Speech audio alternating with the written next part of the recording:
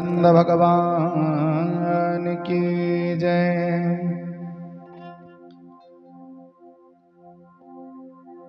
वंदे बोधमया नित्यं गुरु शंकर रूपिणं यमाश्रितो हि वक्रेऽपि चंद्र सर्वत्र वन्द्यते।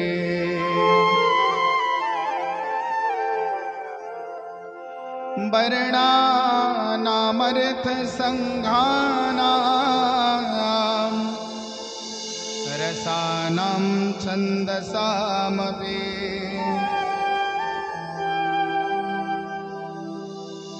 मंगलानां च कर्तारो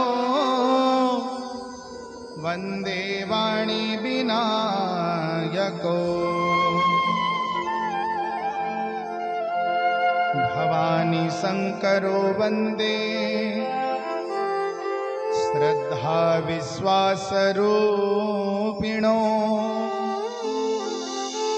याभ्या विना न पश्यन्ति सिद्धा सान्त्वस्तमीश्वरम्। ध्येयं सदा परिमग्नमभीष्टदोहम् तीर्थास्पदं शिवविरञ्चिनुतं शरण्यं मृत्यार्थिहं प्रणतबालभवाब्धिपोतं वन्दे महापुरुषते चरणारविन्दम्।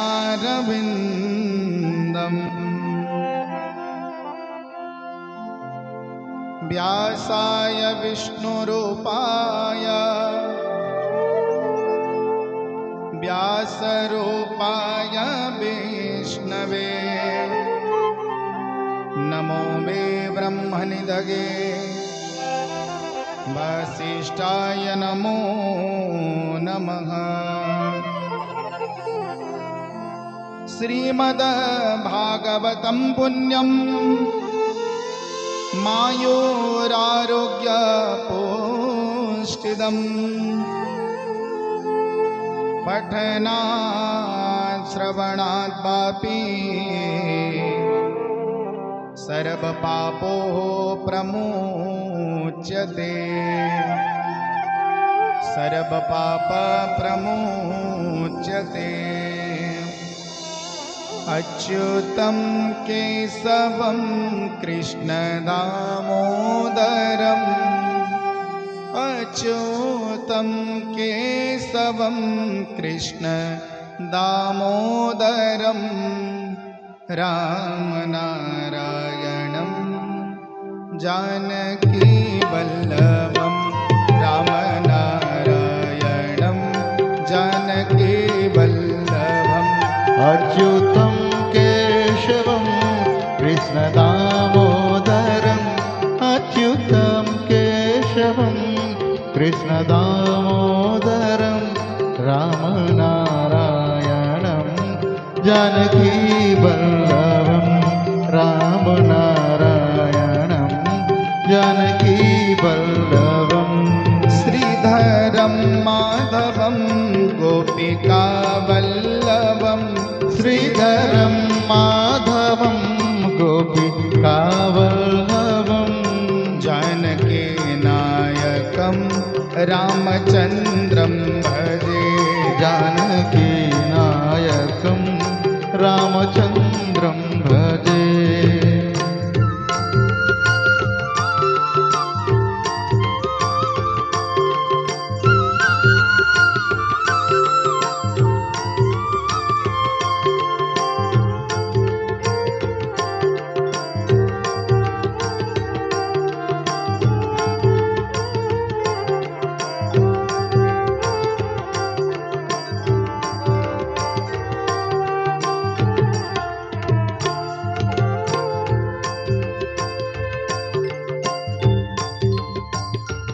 कौन कहते हैं भगवान आते नहीं, कौन कहते हैं भगवान आते नहीं, कौन कहते हैं भगवान आते नहीं, कौन कहते हैं भगवान आते नहीं। तुम मेरा के जैसे बुलाते नहीं, तुम मेरा के जैसे बुलाते नहीं। अच्युतम केशवम कृष्ण दामोदरम, अच्युतं केशवं कृष्ण दामोदरं राम नारायणम जानकी वल्लभम, राम नारायणं जानकी वल्लभं श्रीधरम माधवम गोपिका वल्लभम, श्रीधरं माधवं गोपिका वल्लभं जानकी नायकम रामचंद्रम भजे, जानकी नायकं रामचंद्र भजे।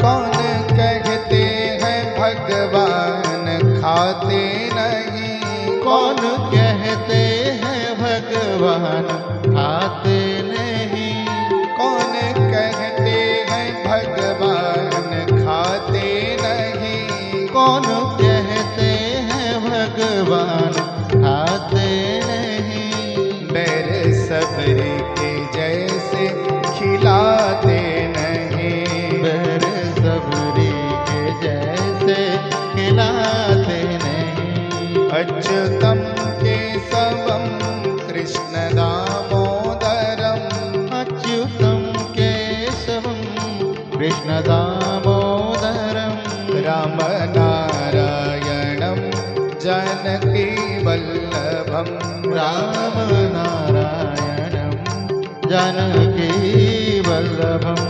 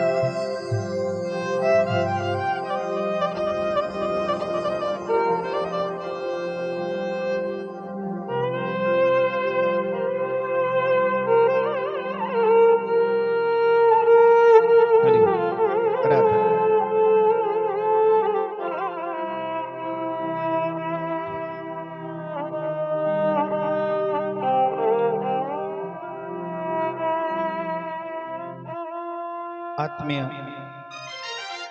बंधुगण,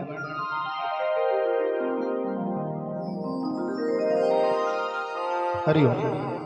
देवी स्वरूपा माताएं,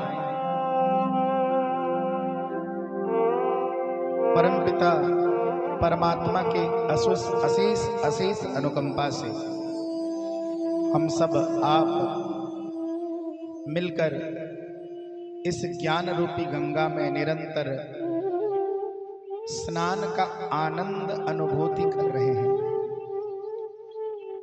और ठाकुर जी की अशेष अनुकंपा हम सब अधम जीवों के ऊपर है कि वह निरंतर अपनी दिव्य कथा का रस इस व्यासपीठ के माध्यम से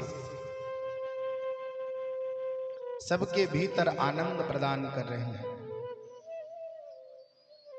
क्योंकि मैंने पहले ही स्वीकार किया था कि मैं कोई ज्ञानी नहीं, ना ही कोई कथावाचक हूं, ना ही भागवत के विषय में मेरे भीतर कोई पांडित्य है। दूर दूर तक भक्ति की झलक भी मुझ में नहीं दिखती, परंतु फिर भी यही आस से आया हूं कि जो बालक करे तो तरी बात, सुनहु मुदित मन पितु अरुमात।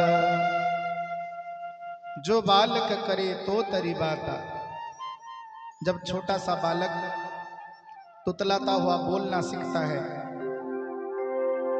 तब माता पिता के मन में बड़ा ही आनंद आता है, माता पिता को बड़ा ही आनंद की अनुभूति होता है। जो बालक करे तो तरी बाता, सुनहु मुदित मन पितु अरुमाता। और आज आप सबके बीच में वही कर रहा हूं। ना ही मुझे इस दिव्य कथा का ज्ञान है, क्योंकि ठाकुर जी अथाह हैं और उनकी कथा भी अथाह है, अथाह सागर है।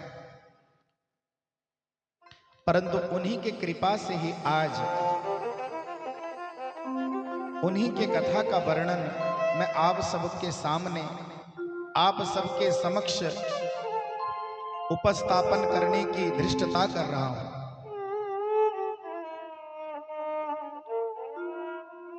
क्योंकि इस धृष्टता से अगर मेरे ठाकुर जी मेरे ऊपर अगर रीझ जाएंगे तो निश्चित रूप से मेरे अंतकरण में यह विश्वास है कि मेरे भीतर निश्चित रूप से भक्ति का एक कण, भक्ति का एक सुमन अगर मेरे जीवन में प्रस्फुटित तो हो जाएगा तो निश्चित रूप से मेरा जीवन भी धन्य बन जाएगा। इसलिए आइए हम सब मिलकर वंदन करते हैं कि ठाकुर जी, हम सब अधम जीव हैं, हमारा मन एकाग्र नहीं रहता, ना ही हम पवित्र हैं, ना ही हमारे भीतर कोई दिव्य भाव है। फिर भी हे ठाकुर जी, हम आज आपके शरण में इसलिए आए हैं, जिस तरह आपने सभी पापियों का उद्धार किया, उसी तरह मुझे भी उद्धार करेंगे।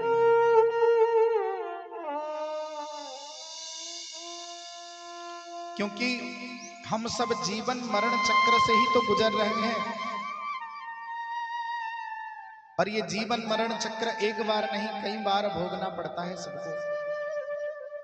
पुनरपि जन्मं पुनरपि मरणं पुनरपि जननी जठरे शयनम्।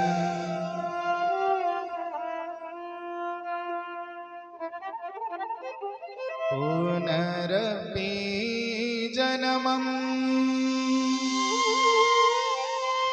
पुनरपि मरणं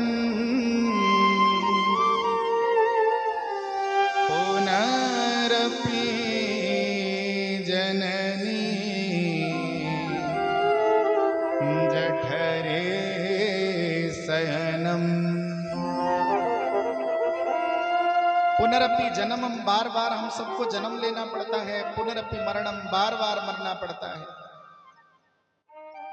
पुनरपि जननी जठरे शयनम, फिर माता के गर्भ में आना पड़ता है। और इसी चक्र में कई वर्ष बीत गए, कई युग बीत गए, कई कल्प बीत गए। इसलिए हे ठाकुर जी, अगर आपकी कथा से थोड़ी सी भी भक्ति हमारे भीतर, थोड़ा सा भी ज्ञान, थोड़ा सा भी प्रेम अगर प्राप्त हो जाए, तो निश्चित रूप से हम सबका उद्धार होगा। क्योंकि जब आनंद का भाव जीवन में उतरता है, तब नंद के यहां ठाकुर जी आते हैं। कल हम सबने ठाकुर जी के जन्मोत्सव बहुत धूमधाम से मनाया।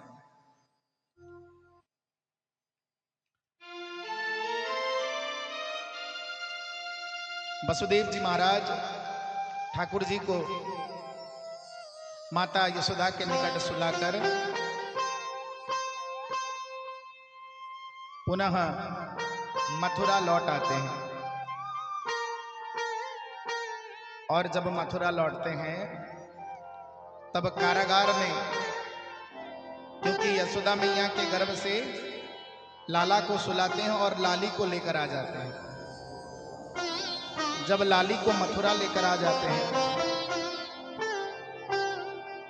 और कारागार में जब प्रवेश करते हैं, तो वसुदेव जी और देवकी के हाथ और पैर में पुनः बेड़ी लग जाती है। बच्चे की किलकारी से जब कारागार गूंज उठता है, तो कंस के पास खबर पहुंच जाती है कि देवकी के 8वें गर्भ में संतान की उत्पत्ति हो चुकी है। और अंत में कंस को यह पता चलता है कि देवकी के गर्भ से कन्या की उत्पत्ति हुई। कंस विचार में लगता है कि चाहे वो कन्या हो या पुत्र हो, ये तो उसका 8वां गर्भ है, इसलिए ये कन्या की भी हत्या कर देनी चाहिए। कंस लाली को लेकर जब शीला के ऊपर प्रहार करने ही, पटकने ही वाला होता है, कि उस समय विद्योधाम समप्रभा मृगपति स्कंधा स्थिता भीषणा कन्या भी करवाल खेट विलसा हस्ताभिरासेविता हस्ते चक्र गदा शिखेत विसिका चापम गुणांतर्जनी बिभ्राणां मनलात्मिकां शशिधरा दुर्गां त्रिनेत्रां भजे।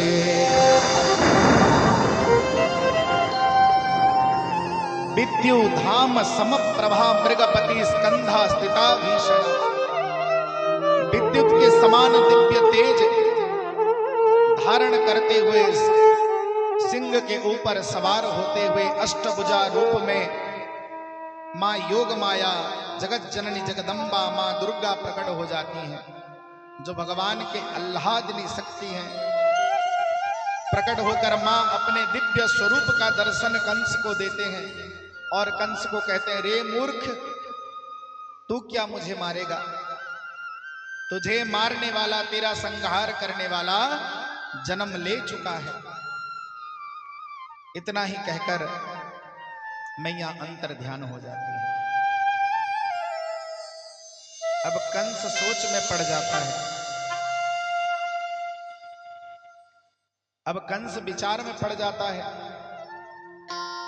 कंस अपने सभा में सबको बुलाता है, सभा का आयोजन करता है। अपने सभा में सभी मंत्रियों को बुलाकर मंत्रणा करता है कि मुझे मारने वाला देवकी के 8वें गर्भ का संतान जन्म हो चुका है, इसीलिए क्या किया जाए? तो सभी सभा के मंत्री गण राजा कंस को कहते हैं कि इस 10 से 12 दिन में जितने भी संतानों का जन्म हुआ है, जितनी कितने संतानों की उत्पत्ति हुई है, सबको मार दिया जाए, सबकी हत्या कर दी जाए। और इधर कंस के सभा में चल रहा है अधर्म का प्रचार, और नंद बाबा के यहां चल रहा है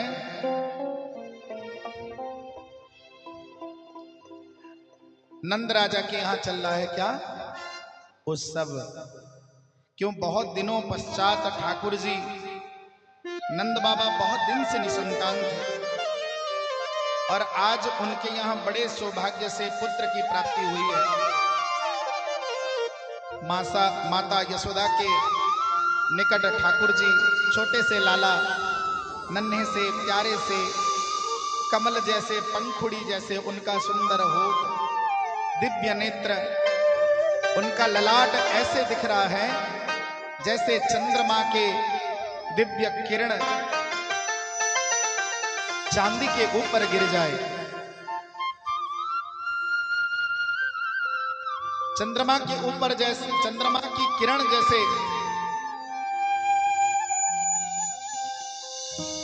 रजत थाली में गिर जाए और वो जैसे चमकने लगे, उसी तरह छोटे से ठाकुर जी सुंदर स्वरूप में दिख रहे हैं। और उसी समय वसुदेव जी महाराज के दोनों बहन नंदा और सुनंदा दोनों आकर देखते हैं कि यशोदा मैया के पास एक छोटा सा प्यारा सा लल्ला भयो है। अब सुनंदा कहती है, अरे सुनंदा, ये लाला है कि लाली है? दिख तो इतना सुंदर रहा है, एक बार चेक करके देखा जाए लाला है कि लाली है। तो नंदा कहती है, इसका स्वरूप इतना सुंदर दिख रहा है, ये तो लाली जैसे दिख रही है। तो सुनंदा कहती है, नहीं नहीं, हमको लाली नहीं चाहिए। अगर लाला होगा तो हम उसे डांटेंगे, उसके साथ खेलेंगे, उसे सताएंगे। और तब नंदा और सुनंदा जाकर देखते हैं, ठाकुर जी को चेक करते हैं, देखते हैं कि नंद के यहां लाला भयो है। और नंदा सुनंदा दौड़ते हुए पहले किसको खबर सुनाए? नंद बाबा। अब नंद बाबा कहां पर है? गौशाला में। सुबह सुबह नंद बाबा गौशाला के निकट गए हैं। तो नंदा सुनंदा दौड़ते हुए बधाई हो चिल्लाते हुए दौड़ रहे हैं। गोकुल के वासी नंदा सुनंदा को देखकर कह रहे हैं, अरे किस चीज की बधाई बांट रहे हो, थोड़ा हमको भी बताओ। तो नंदा सुनंदा कहते हैं, अरे पहले तो नंद बाबा को बताएंगे, फिर बाद में आप सबको। और दौड़ते हुए नंदा सुनंदा जाकर गौशाला में पहुंच जाते हैं। नंद बाबा और माता की सेवा में व्यस्त। नंदा और सुनंदा बड़े आनंद से, बड़े प्रेम से आकर नंद बाबा को कहते हैं, ओ नंदराय, बधाई हो, आपके यहाँ लाला भयो है। ओ नंद के आनंद भयो, जय कन्हैया लाल की। नंद के आनंद भयो, जय कन्हैया लाल की। नंद के आनंद भयो, जय कन्हैया लाल की। नंद के आनंद भयो, जय कन्हैया लाल की। हाथी घोड़ा पाल की, जय कन्हैया लाल की। हाथी घोड़ा पाल की, जय कन्हैया लाल की। नंद के आनंद भयो, जय कन्हैया लाल की। नंद के आनंद भयो, जय कन्हैया लाल की। अरे डोली डंडा पाल की, जय कन्हैया लाल की। डोली डंडा पाल की, जय कन्हैया लाल की। नंद के आनंद भयो, जय कन्हैया लाल की। नंद बाबा को विश्वास नहीं हो रहा, नंद बाबा को विश्वास नहीं हो रहा कि उनके यहाँ लल्ला भयो है।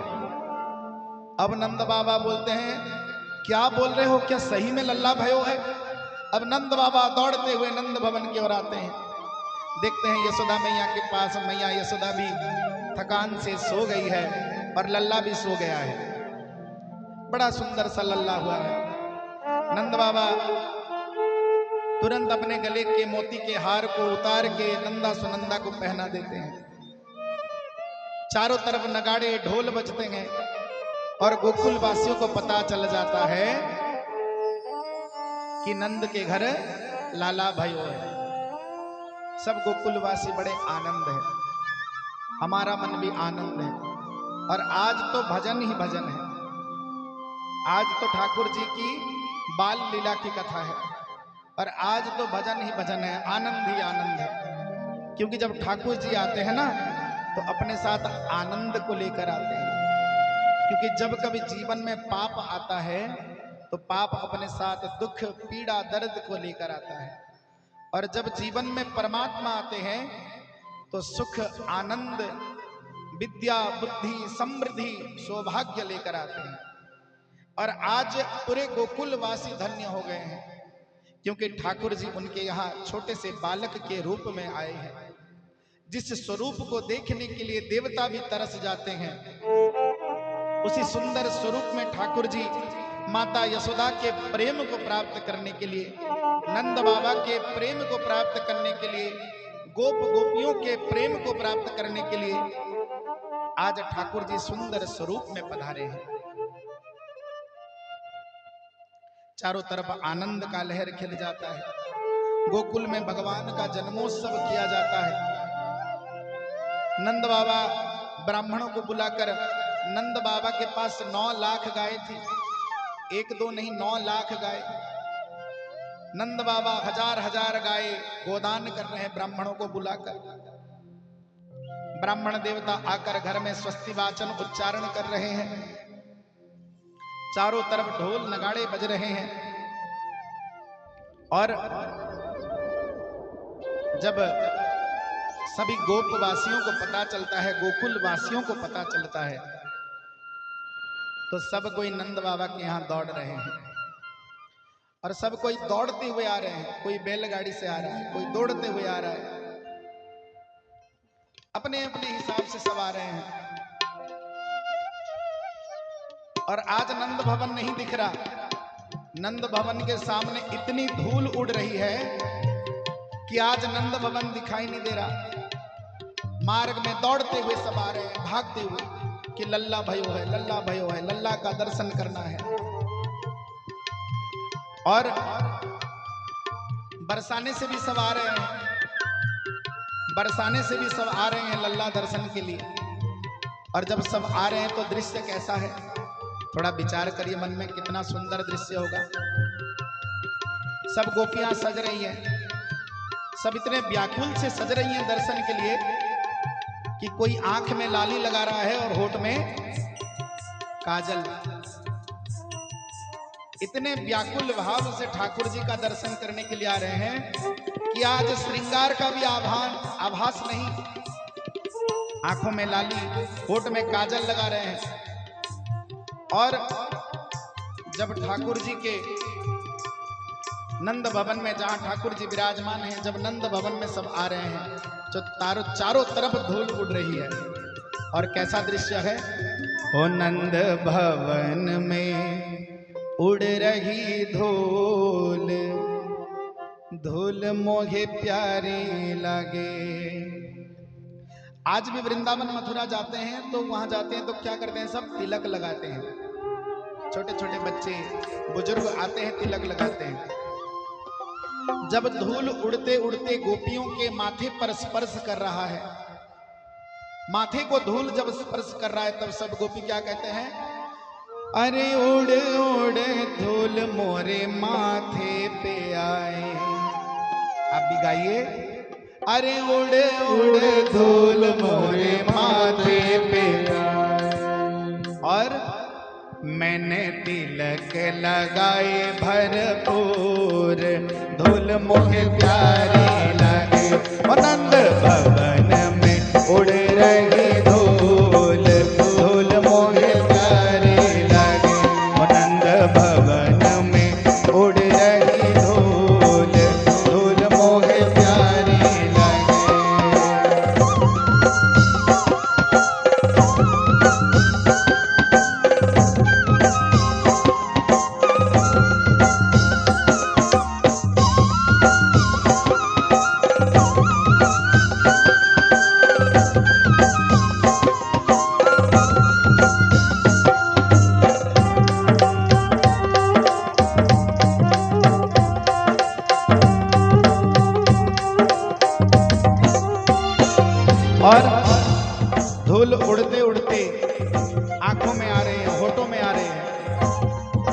तो जब धूल सभी गोपियों के, गोप बालक के फोटो में आ रहे हैं, तो सब क्या गा रहे हैं?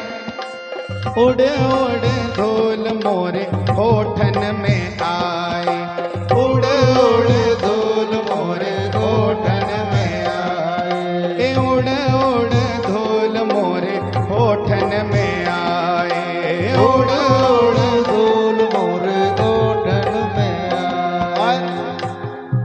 और क्या क्या? हो मैंने भजन गाए भरपूर, धूल मोहे प्यारी लगे। हो मैंने भजन गाए भरपूर, धूल मोहे प्यारी लगे। हो मैंने भजन गाए भरपूर, धूल मोहे प्यारी लगे। और सब गोप गोपियां नंद बाबा के यहाँ प्रवेश कर रहे हैं। एक एक करके भीड़ मची है, लाइन लगी हुई है, लंबी लाइन। सब जाके छोटे से बाल गोपाल का दर्शन कर रहे हैं, बाल गोपाल का दर्शन कर रहे हैं। और जब दर्शन कर रहे हैं तो सब गोपियां ठाकुर जी को देखकर क्या कह रहे हैं? क्योंकि ठाकुर जी के सुंदर स्वरूप को देखकर इतना मोहित हो गए हैं कि उनको ये नहीं पता ये परम पिता परमात्मा है, जो छोटे से बालक के रूप में नंद भवन में अपने किलकारियों से नंद भवन को आनंदित कर रहे हैं। उनको ये नहीं पता, इसलिए सब गोपियां क्या करती हैं? जुग जुग जीवे रे यशोदा मैया तेरो ललना, जुग जुग जीवे रे यशोदा मैया तेरो ललना, तेरो ललना नंद रानी तेरो ललना, तेरो ललना नंद रानी तेरो ललना, जुग जुग जीवे रे यशोदा मैया तेरो ललना, जुग जुग जीवे रे यशोदा मैया तेरो ललना, जुग जुग जीवे रे यशोदा मैया तेरो ललना, जुग जुग जीवे रे यशोदा मैया तेरो ललना।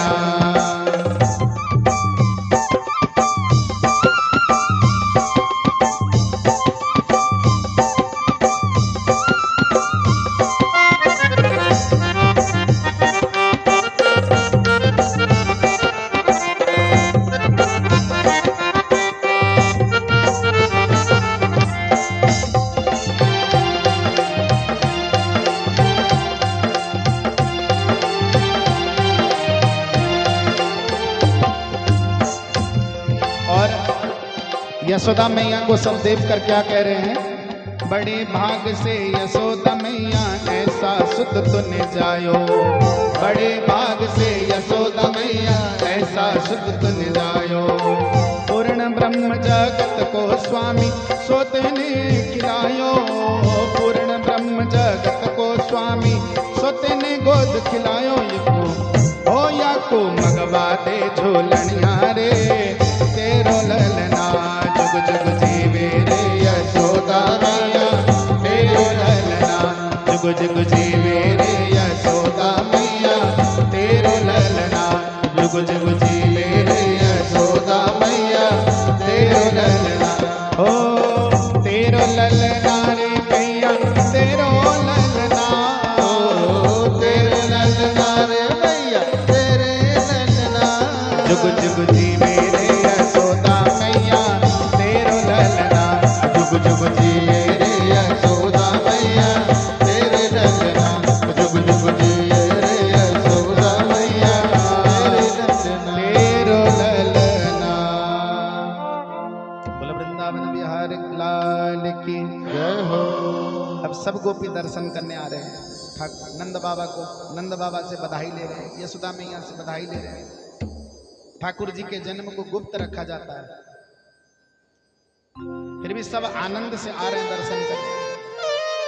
और कुछ गोपियां तो ठाकुर जी को कहते हैं, क्या बोलते हैं? जियो श्याम लल्ला, जियो श्याम लल्ला। आगे, अरे पीली तेरी पगड़ी रंग काला।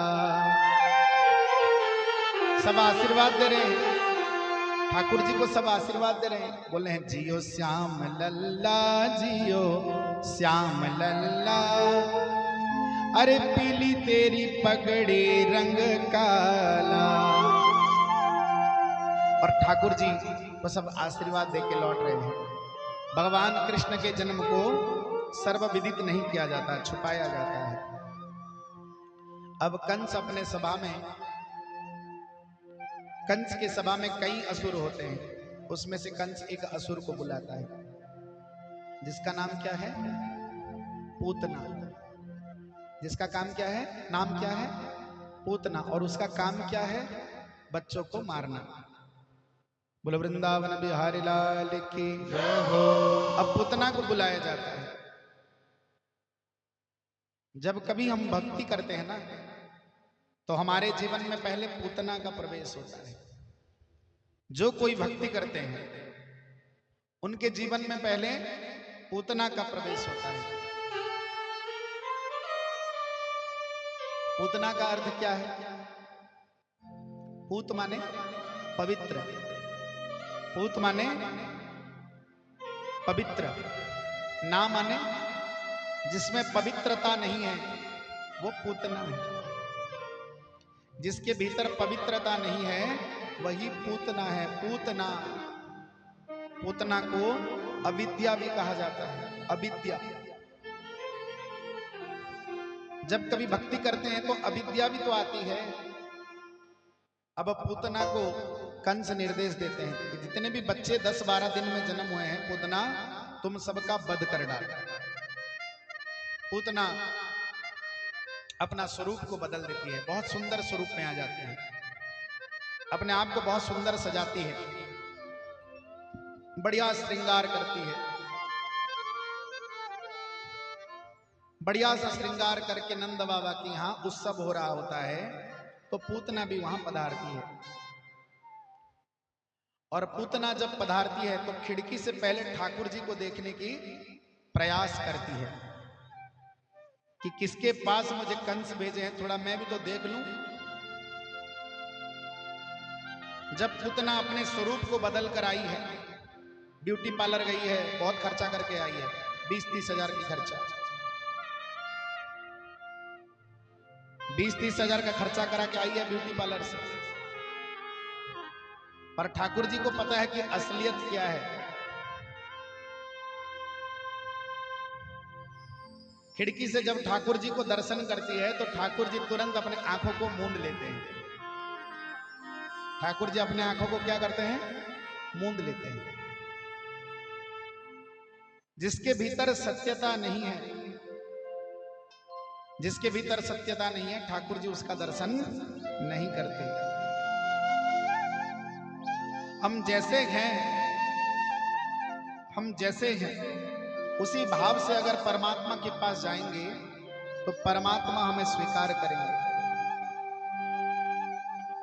जिस भाव से हम जाएंगे परमात्मा उसी भाव को ही स्वीकार करेंगे। इसलिए हम जैसे हैं भगवान के सामने वैसे जाइए। हम दिखावा के लिए भक्ति करते हैं। आजकल तो भक्ति ढोंग हो रखी है, दिखावा हो रखी है। भक्ति कोई दिखावे की वस्तु नहीं है। भक्ति तो आत्म कल्याण के लिए है। अब ये सनातनियों को ना जाने कौन सी बीमारी हो गई जो आजकल इतने दिखावे के चक्कर में पड़ गए। सब पूतना ने सबको ग्रास कर लिया। जो असलियत है उसको दिखाते नहीं, जो सत्यता है उसको दिखाते नहीं। इसलिए ठाकुर जी तुरंत आंखों को मूंद लेते हैं। थोड़ा सा पूजा पाठ भजन करते हैं तो ढिंडोरा हम पीटते रहते हैं, मैं इतनी भजन करती हूँ, इतना पूजा पाठ करती हूँ। महाराज आपको पता नहीं मैं इतना व्रत करती हूँ, सोमवार का व्रत करती हूँ, फिर मंगलवार का भी करना पड़ता है, फिर बुधवार को थोड़ा रेस्ट मिलता है तो फिर शुक्रवार को करती हूँ, फिर शनिवार का व्रत करना पड़ता है। ढिंडोरा पीटते रहते हैं। भक्ति कोई दिखावे की वस्तु नहीं, भक्ति तो आत्म कल्याण के लिए है। और ठाकुर जी को पता चल जाता है ये तो दिखावे के लिए आई है। रत्नमाला को देख के साथ ठाकुर जी अपने आंखों को मूंद लेते हैं। पूतना नंद रानी के यहाँ, नंद भवन के यहाँ यशोदा मैया के पास प्रवेश करती है और कहती है कि बधाई हो नंद रानी, बधाई हो यशोदा मैया, आपके यहाँ लाला भयो है। बड़ी दूर से आई हूं आपके लाला के दर्शन के लिए। आपका लाला तो बड़ा ही सुंदर है। जुग जुग जिए आपका लाला, सुंदर सुंदर मीठी मीठी बात करने लगती है। अब यशोदा मैया उसके सुंदर स्वरूप को देखते हैं कि बहुत सुंदर दिख रही है पूतना, अपने आप को बदल के आई है, मीठी मीठी बातें कर रही है। इसलिए जो ज्यादा मीठा बात करते हैं ना, आप सबको पता है आगे क्या होता है। जहां ज्यादा मीठा बात होता है वहां जल्दी फंस जाते हैं, इसलिए ज्यादा मीठा बात भी नहीं करना चाहिए। अब यशोदा मैया कहती हैं आपकी कोई लाली है आपके घर में, आपके घर में कोई लाली है? तो पूतना कहती है क्यों, क्या हुआ? जो मैं आगे की सोच रही हूं। यशोदा मैया क्या कहते हैं? मैं आगे की सोच रही हूं। जो इतना सुंदर हो उसकी लाली कितना सुंदर ना हो, इसलिए मैं तो अभी से अपने लाला के लिए सोच रही हूं। अब यशोदा मैया को सब बुलाने लगते हैं, सब गोपियां। तो यशोदा मैया कुछ काम करने के लिए चले जाते हैं। यशोदा मैया भी छोड़ जाते हैं पूतना के पास ठाकुर जी को, क्योंकि ये इतने सुंदर दिख रही है, इतना सुशील दिख रही है कि मन में थोड़ा सा भी संशय नहीं हो रहा। अब यशोदा मैया लल्ला को पूतना के पास छोड़कर चली जाती है। अब लाला को पूतना अपने हाथ में उठाती है, अपने गोद में लेती है और कहते हैं अब तेरा अंतिम समय आ गया लाला। और पूतना दुग्ध पान कराने लगती है और केवल दुग्ध पान नहीं, दुग्ध में जहर मिलाकर ठाकुर जी को पान कराती है। तो ठाकुर जी पहले तो विष का पान करते हैं, उसके बाद दुग्ध का पान करते हैं, उसके बाद रस का पान करते हैं और अंत में पूतना के प्राणों को पीने लगते हैं। जब पूतना के प्राण को पीते हैं तो पूतना छटपटाने लगती है और अपने स्वरूप में आ जाती है, विराट स्वरूप में आ जाती है। ठाकुर जी उसके प्राण पी रहे हैं, छोड़ नहीं रहे हैं। तो पूतना कहती है छोड़ लाला, छोड़ दे, मुझे कष्ट हो रहा है। परंतु ये ऐसे है ना, किसी को तो पकड़ते नहीं और जिसको पकड़ते हैं उसको छोड़ते नहीं। ना ही किसी को पकड़ते हैं और जब किसी को पकड़ते हैं तो छोड़ते नहीं। तो अब पूतना को कैसे छोड़ें? पूतना के प्राण को पी लेते हैं। पूतना महल से बाहर चली जाती है, नंद भवन से बाहर जाती है और नंद भवन से बाहर जाकर उसकी मृत्यु हो जाती है। धड़ाम से नीचे गिरती है, धड़ाम से नीचे गिरती है और जब गिरती है तो चारों तरफ शब्द होता है, भयंकर शब्द। तो सब कोई दौड़ दौड़ के आते हैं, देखते हैं क्या हुआ क्या हुआ। देखते हैं बड़ा सा एक असुर, एक पिशाचिनी, एक बड़ी पिशाचिनी आई है जो कि अत्यंत भयंकर, और लाला उसके ऊपर बैठा हुआ है। अब सब यशोदा मैया भी घर के अंदर आती है, देखती है पालना में लल्ला नहीं है। अब यशोदा मैया भी उसी और दौड़ते हुए जाती है, देखती है कि लाला पूतना के गोद में बैठी है, पूतना के गोद में लाला बैठा है। ऐसा समय आए तो यशोदा मैया क्या करती? आप क्या करते? आपके पास ऐसा समय आता तो यशोदा मैया तुरंत दौड़ के जाती है, छटपटाते हुए, हड़बड़ाते हुए, दौड़ते हुए जाती है और कहती है मेरे लाला को जल्दी से लाओ, मेरे पास जल्दी ला कर दो। और लाला को तुरंत वहां से ले आती है। लाला को तुरंत वहां से ले आती है। लाला को ले आते हैं, सब गोप गोपियां लाला को लेकर गौशाला चले जाते हैं और लाला को क्या करते हैं, गोमूत्र से नहाते हैं। गोमूत्रेण स्नापीत्वा पुनर्गौरज सार्तिका। गोमूत्रेण स्नापित्वा, गोमूत्र से लाला को स्नान कराते हैं। गोमूत्र से लाला को स्नान किया जाता है। गोरजेण स्नापित, गोरजेण, गोरज लगाया जाता है लल्ला के माथे पर, गाय के चरणों की धूल लगाया जाता है लाला के माथे पर। और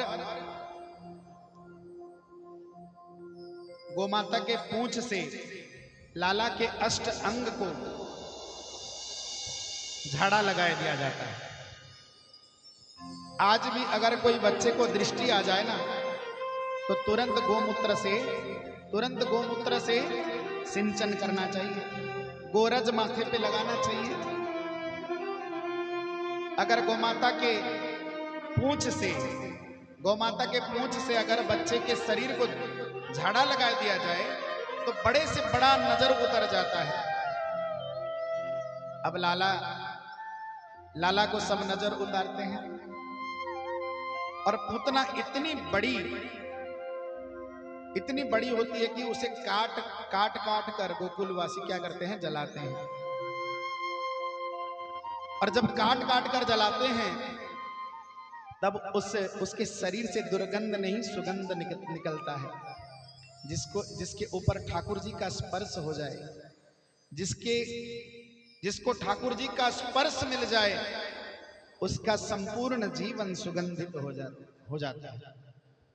क्योंकि हे राधे तेरे चरणों की गर धूल जो मिल जाए, सच्चे राधे तेरे चरणों की सच कहता हूँ मैं राधे। जिसको ठाकुर जी स्पर्श कर लेते हैं ना, उसका जीवन सुगंधित हो जाता है, उसका जीवन उपवन खिल जाता है। पूतना को भी भगवान ने उद्धार किया। बोलो वृंदावन बिहारी लाल की जय। पूतना को कैसे उद्धार किया? बलि भगवान की, बामन भगवान की कथा याद है? सबको याद है? किस किस को याद है? एक बार हाथ ऊपर करें। अच्छा, बाकी सब भूल गए? जय श्री राम, जय श्री राम। फिर बामन भगवान की कथा फिर से करते हैं। नहीं, अब आप सब तो भूल गए हैं बामन भगवान की कथा। जब बामन भगवान राजा बलि के यहां आते हैं तो उस समय बलि की एक कन्या जिसका नाम रत्नमाला जब बामन भगवान को देखती है तो उस समय मन में ये विचार करती है कि कितना सुंदर सा छोटा सा बालक है। अगर ये बालक मेरा पुत्र होता तो मैं उसे दुग्ध पान कराती, बड़े स्नेह से दुग्ध पान कराती। तो बामन रूपी भगवान कहते हैं तथास्तु। बामन रूपी भगवान कहते हैं तथास्तु। और जब बामन रूपी भगवान अपने विराट रूप को धारण करके बलि राजा का सर्वस्व हर लेते हैं, तब रत्नमाला बड़ी क्रोधित हो जाती है और कहती है कि अगर मेरा बालक ऐसा होता तो मैं दुग्ध में जहर पिलाकर उसे मार देती, मैं दुग्ध में जहर दे देती। तो ठाकुर जी कहते हैं तथास्तु, ठीक है, तेरी ये कामना भी पूर्ण हो। क्योंकि तुलसीदास जी महाराज क्या कहते हैं रामचरितमानस में, जाकी रखी भावना जैसी प्रभु मूरत मिलही तिन तैसी राम।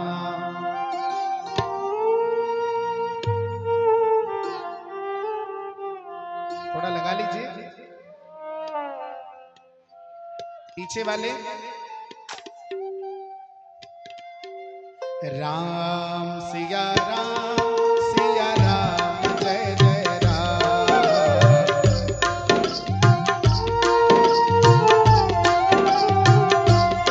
ओ जाकी रखी भावना जैसी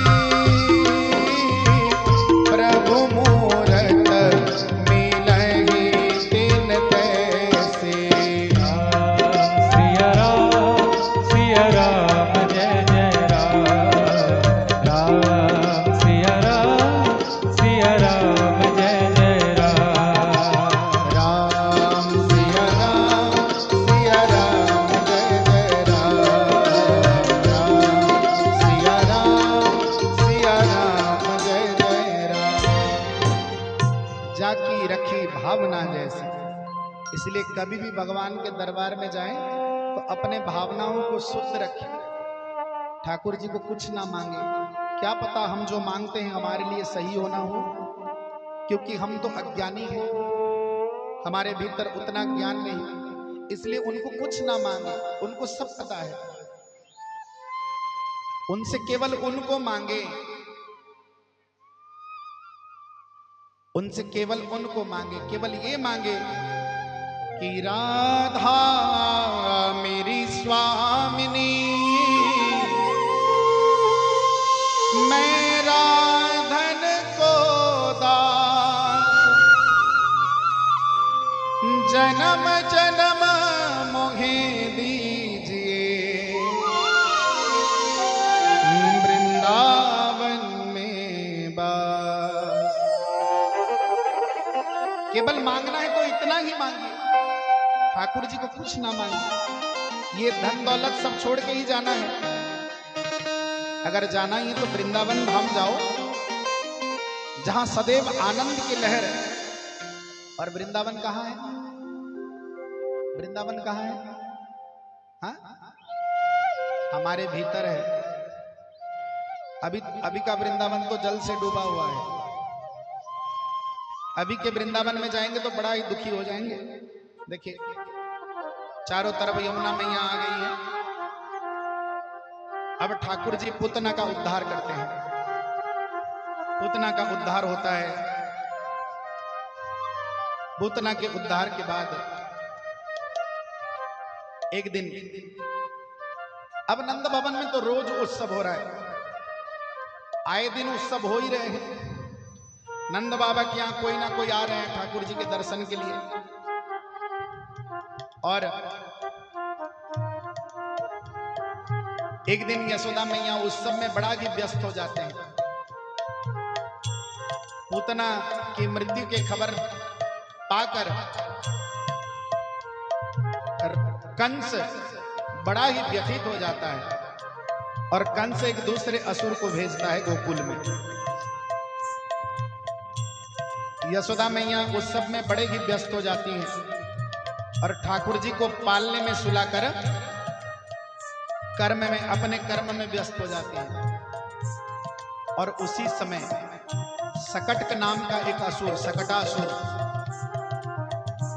सकट नाम का असुर भगवान को मारने के लिए सकट के साथ जब ठाकुर जी के पास आता है तो ठाकुर जी अपने चरणों के स्पर्श से ही उसका उद्धार कर देते हैं। बोलो वृंदावन बिहारी लाल की।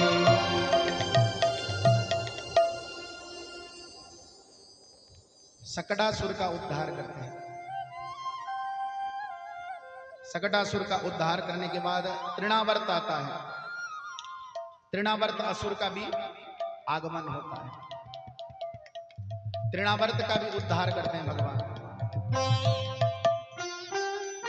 तृणावर्त का उद्धार करते हैं। अब ठाकुर जी का नामकरण होने वाला है। एक एक असुर का उद्धार करते जा रहे हैं। ठाकुर जी का नामकरण होने वाला है। और नामकरण संस्कार के लिए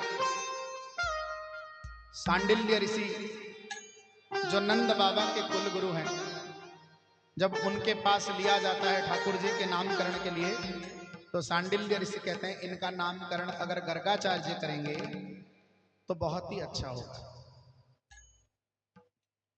क्योंकि ठाकुर जी नंद बाबा के पुत्र नहीं है, ये किसको पता है? सांडिल्य ऋषि को पता है। और गर्गाचार्य जी वसुदेव के कुल गुरु हैं, इसलिए वसुदेव जी के कुल गुरु गर्गाचार्य जी के पास लिया जाता है। और जब गर्गाचार्य जी के पास लिया जाता है, गर्गाचार्य जी के पास लेकर ठाकुर जी के नामकरण संस्कार हो रहे हैं।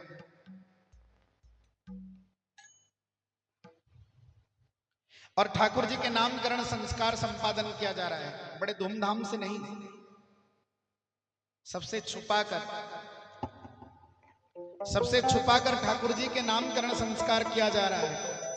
क्या पता कंस को कब पता चल जाए, इसलिए सबसे छुपाकर ठाकुर जी का नामकरण संस्कार हो रहा है। गर्गाचार्य जी के पास नंद बाबा, रोहिणी और यशोदा मैया, दो छोटे छोटे लल्ला बलदाऊ जी महाराज और ठाकुर जी को लेकर जब जाते हैं। आज गर्गाचार्य जी पहले बलदाऊ जी भैया का नामकरण संस्कार कर रहे हैं। और बलदाऊ जी महाराज को देखकर गर्गाचार्य जी जान जाते हैं ये तो कोई साधारण बालक नहीं, ये स्वयं कौन है? शेषनाग है। अयं ही रोहिणी पुत्रो रमयन् सुहृदो गुणे अख्यासस्ते रामैति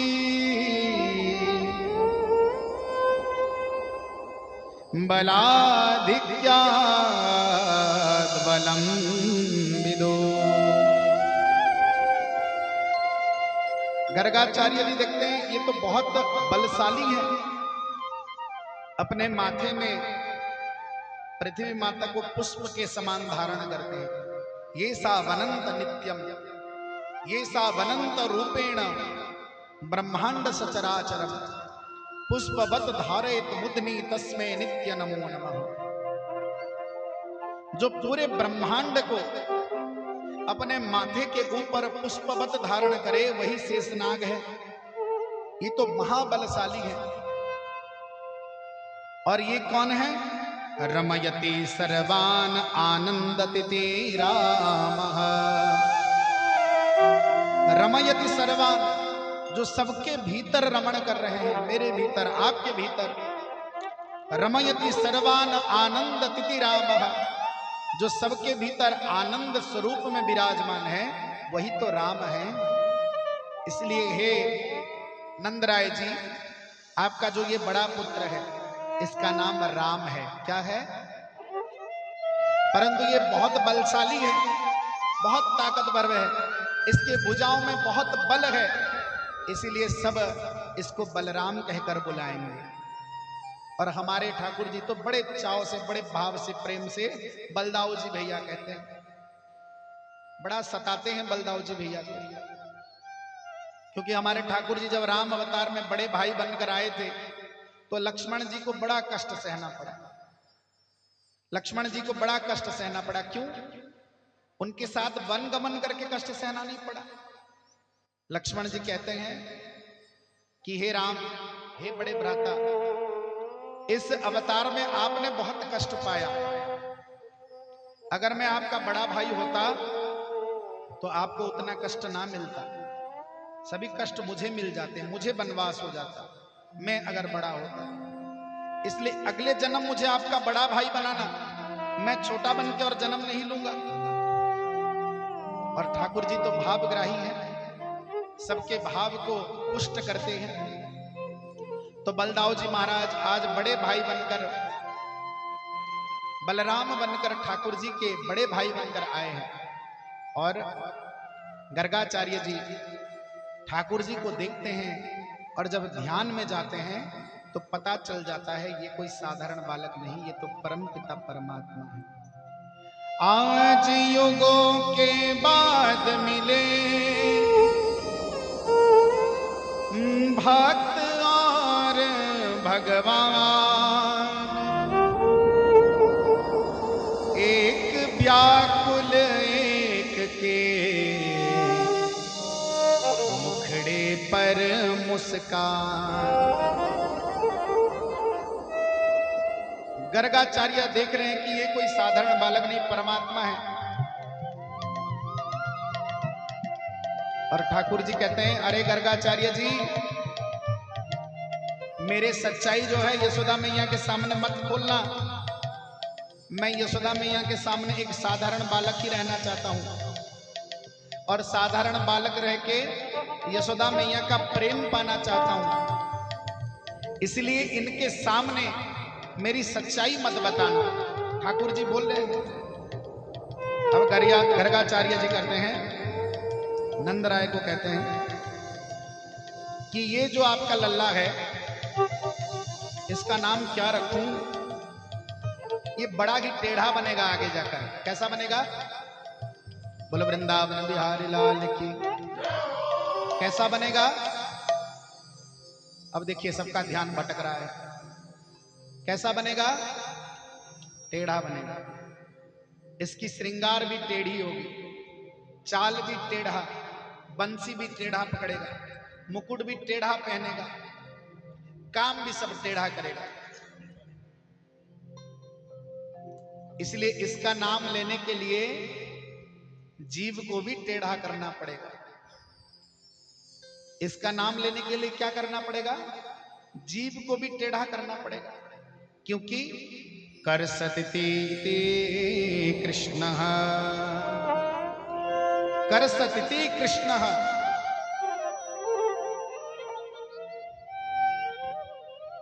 जो सबको अपने ओर आकर्षण करता है वही कृष्ण है। कर सतती कृष्ण। इसका नाम लेने के लिए जीव को टेढ़ा करना पड़ेगा, इसलिए इसका नाम क्या होगा? कृष्ण। क्या होगा? एक बार बोल के देखो। कृष्ण बोलने के लिए, सही उच्चारण करने के लिए जीव को टेढ़ा ही करना पड़ता है। अब उड़ीसा में उसको कृष्ण कहते हैं, हिंदी में थोड़ा सा अलग हो जाता है, कृष्ण हो जाता है।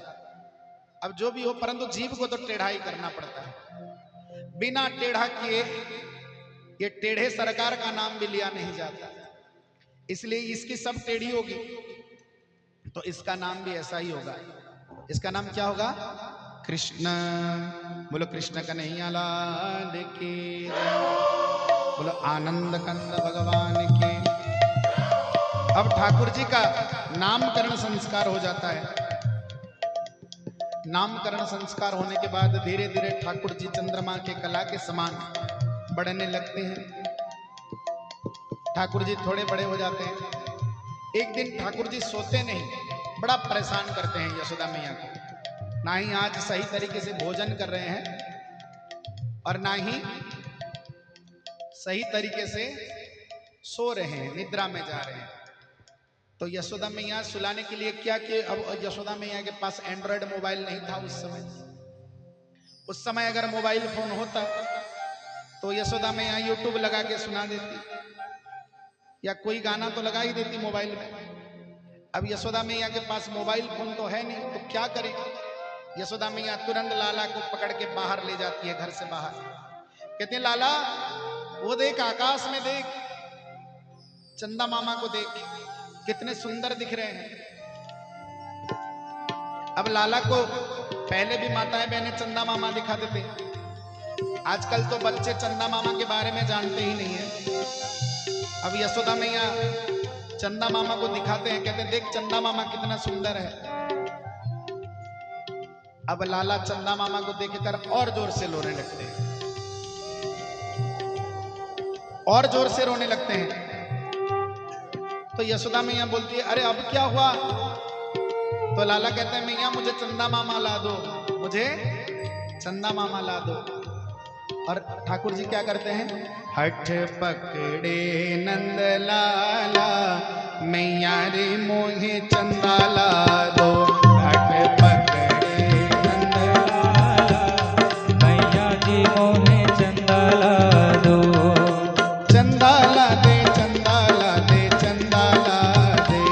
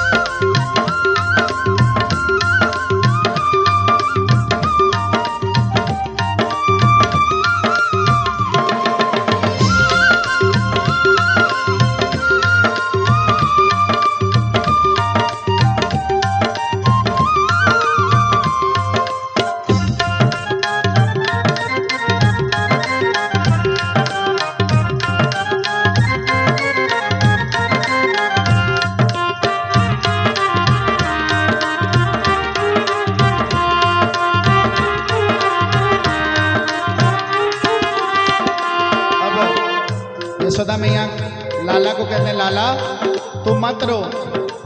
मात यशोदा बोली रे लाला ना हो मेरे रोते। मात यशोदा बोली रे लाला ना हो मेरे रोते। हाय कैसी लाल भई है अखियां रोते रोते। ठाकुर जी बड़ा जोर जोर से रो रहे हैं। ठाकुर जी बड़ा जोर जोर से रो रहे हैं तो आंख लाल पड़ गई है। अब आंख लाल पड़ गई है तो यशोदा मैया कहती हैं, हाय कैसी लाल भई है अखियां रोते रोते। हाय कैसी लाल भई है अखियां रोते रोते। और फिर भी ठाकुर जी मानने वाले कहाँ है? हठ पकड़े नंद लाला मैया रे मोहे चंदा ला दे। हठ पकड़े नंद लाला मैया रे मोहे चंदा ला दो।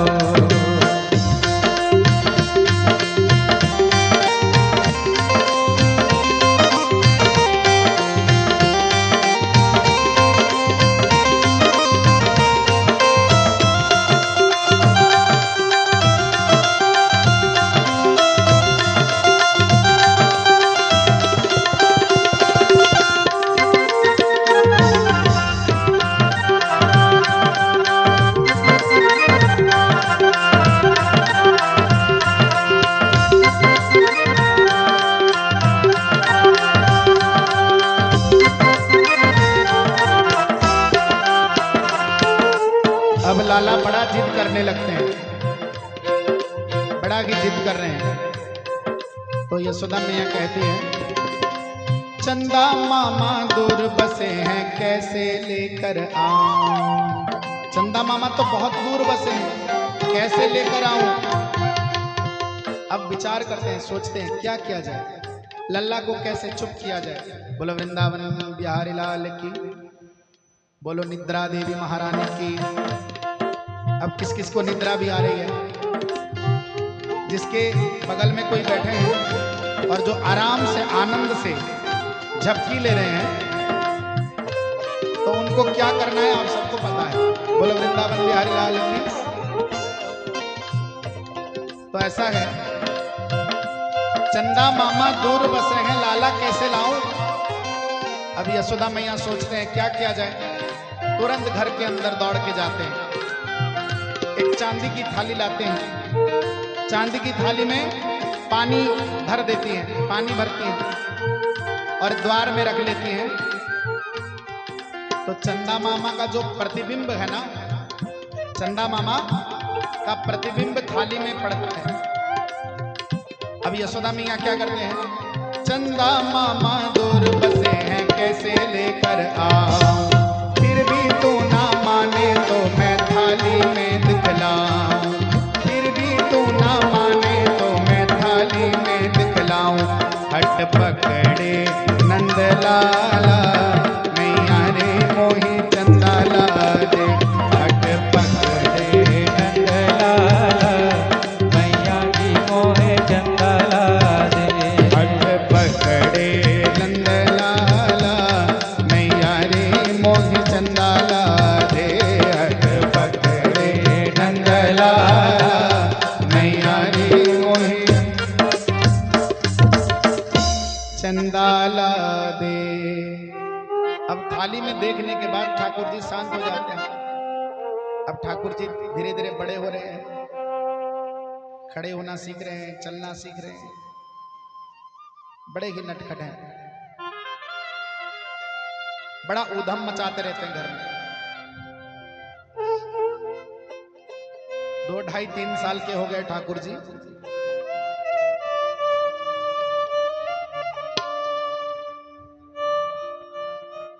बड़ा मतलब उधम मचाते हैं। 2.5-3 साल के हो गए कि नहीं, ठाकुर जी का उधम मचाना चालू। क्या करते हैं, बलदाऊ जी भैया के साथ जाते हैं गौशाला में, और बलदाऊ जी भैया गौ माता के एक सिंग को पकड़ लेते हैं। दूसरे तरफ ठाकुर जी और दूसरे सिंग को पकड़ लेते हैं, और दूसरे सिंग को पकड़ के दोनों गौ माता के सिंग को ऐसे ऐसे करते हैं, जैसे बच्चे लोग गाड़ी चलाते हैं। रोज ये खेलना। अब एक दिन गौमाता सोचती है, आज आओ ठाकुर जी मेरे पास, आज आपको मजा मैं भी चखाती हूं। एक दिन ठाकुर जी और बलदाऊ जी महाराज दोनों जाकर गौमाता के सींग में जब लटक जाते हैं, अब गौमाता जोर जोर से दौड़ने लगती है। गौमाता जोर जोर से दौड़ रही है और गौमाता दौड़ते दौड़ते दौड़ते क्या करती है, 9 लाख गाय हैं नंद बाबा के पास, 9 लाख गाय हैं, तो गोबर भी कितना सारा होगा सोचिए। 1 2 4 5 गाय होते हैं तो कितना गोबर होता है। इसीलिए गौमाता अपना सिर हिला हिला कर लेते हैं और जहां गोबर रहता है ना, उसी स्थान पर ठाकुर जी और बलदाऊ जी भैया को क्या करते हैं, दूर में फेंक देते हैं। दोनों जाकर गोबर में धर आते हैं, गोबर में धंस जाते हैं ठाकुर जी, पूरा शरीर गोबर में धंस जाता है, बस इतना सा ही सिर दिख रहा है। अब ठाकुर जी यशोदा मैया को बुला रहे हैं जोर जोर से, ओ मैया देख तेरी गौमाता को, देख तेरी गैया को मेरे को लाके गोबर में धर दी है। अब यशोदा मैया दौड़ते हुए आते हैं, देखते हैं लल्ला गोबर में लटपट हो रखा है। गोबर से यशोदा मैया उठाती हैं और गले में नहीं लगाती, ऐसे ही पकड़े हैं दूर से, क्योंकि यशोदा मैया अच्छा साड़ी अच्छे पहने हैं, श्रृंगार अच्छे किए हैं, तो दूर से ही लल्ला को पकड़ते हैं और लल्ला को दूर से पकड़ते हैं। पर लल्ला चाहते हैं कि यशोदा मैया मुझे गले में लगा ले। अब यशोदा मैया कहते हैं चल तुरंत स्नान करना है तेरे को। हमारे ठाकुर जी है ना, बड़े सुगले हैं। क्या है सुगला, मतलब समझ रहे हैं ना, ये नहाते नहीं है। एक राज की बात बताऊं सबको, एक राज की बात, हमारे भोले बाबा है ना, दिन भर नहाते रहते हैं, दिन भर कितना भी जल डाल दो, पर इनको क्या करते हैं वृंदावन में, कपड़ा भिगाते हैं, थोड़ा सा गाल पोंछ लेते हैं, हाथ में थोड़ा थोड़ा पोंछ देते हैं, चरण पोंछ देते हैं, हो गया श्रृंगार इनका। नहाते नहीं है, नहाने के लिए बड़ा ड्रामा करते हैं, बड़ा ही ड्रामा। अब घर में हम लगा लेते हैं पंचामृत वगैरह, वो अलग चीज है, परंतु नहाते नहीं है। अब यशोदा, इनको पता है यशोदा मैया नहलाएगी, तो क्या करें। यशोदा मैया बड़ा गाली दे रही है, तो इतना नटखट हो गया लल्ला, दिन भर सताता रहता है, मुझे काम करने नहीं देता, तेरे लिए कितना परेशान हूं मैं। और लल्ला को जब स्नान के लिए नीचे खड़ा करते हैं, तो लल्ला तुरंत से आकर यशोदा मैया से लिपट जाते हैं। और जब लिपट जाते हैं तो मैया और लाला दोनों को स्नान करना पड़ता है, क्योंकि हमारे ठाकुर जी को स्नान करना अच्छा नहीं लगता। अब यशोदा मैया स्नान कराती है, यशोदा मैया स्नान कर दे, आए ना आए दिन ठाकुर जी कुछ ना कुछ कांड तो कर ही रहे हैं।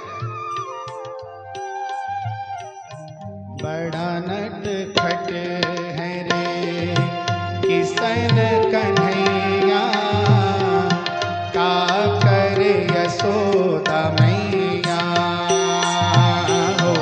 बड़ा नटखट है किसन कन्हैया, क्या करे यशोदा मैया।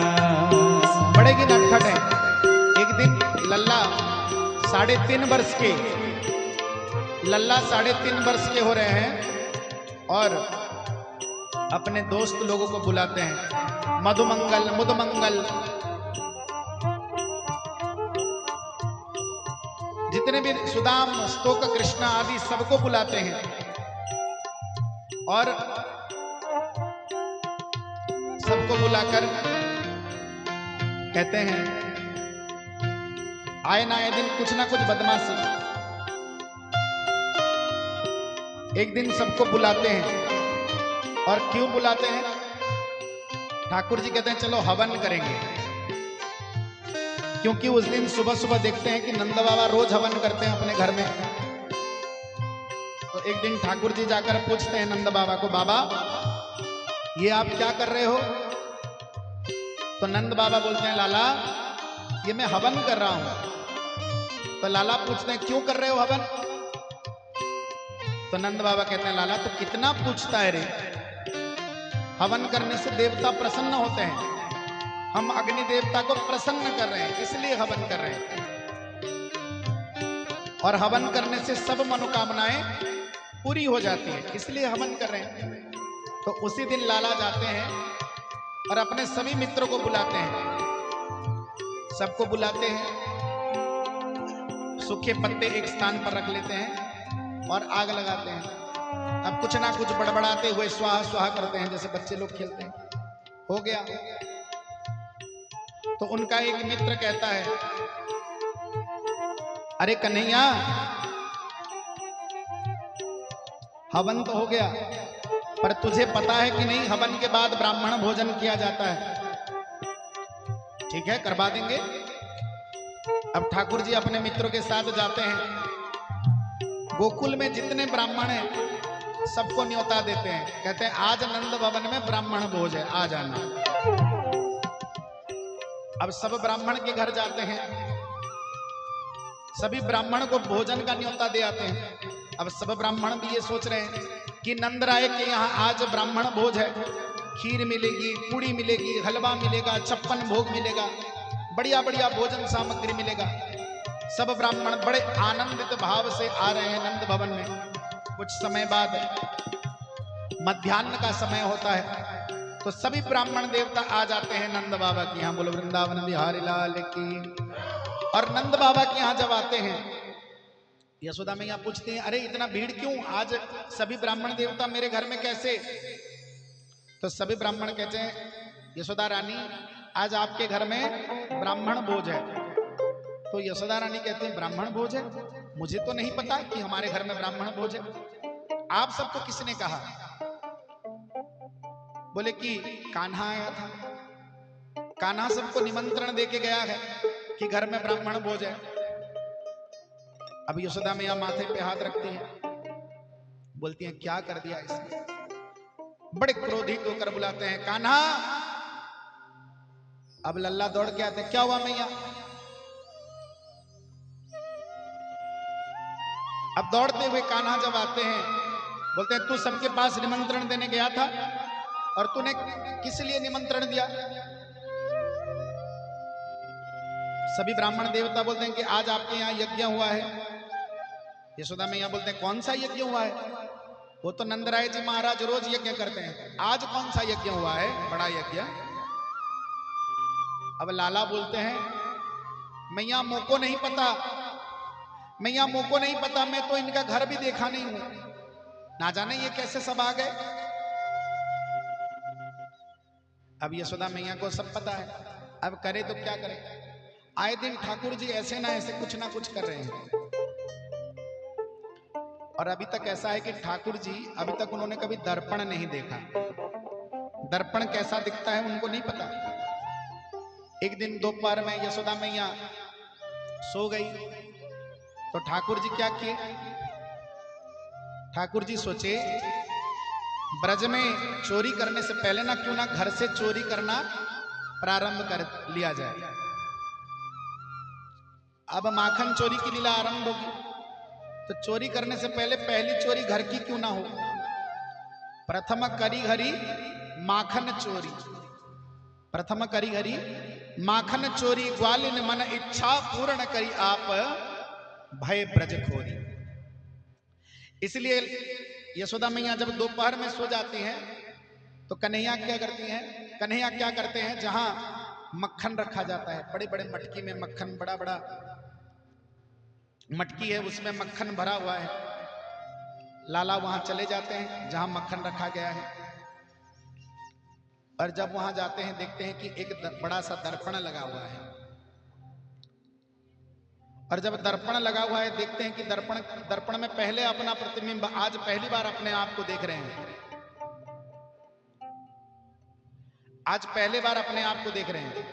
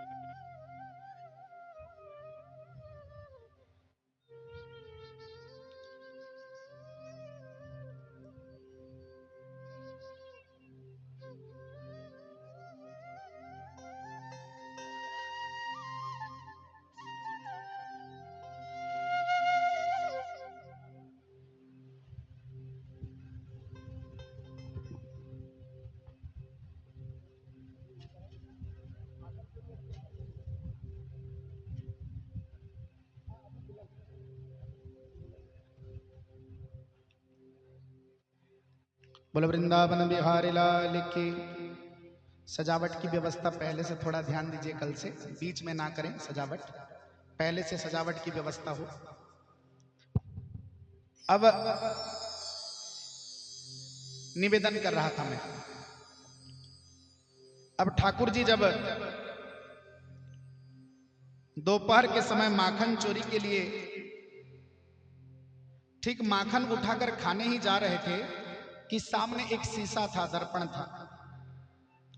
तो ठाकुर जी देखते हैं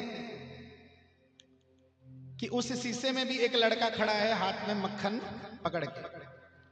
अब ठाकुर जी आज पहली बार अपने आप को दर्पण में देख रहे हैं, शीशे में देख रहे हैं।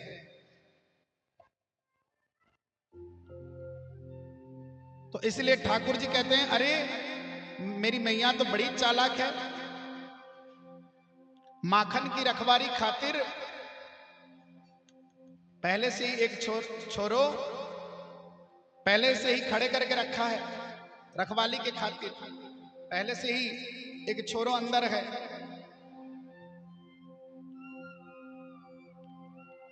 अब इतने में ही यशोदा मैया जाग जाती हैं। ठाकुर जी अपने ही प्रतिबिंब को देख कर कहते हैं,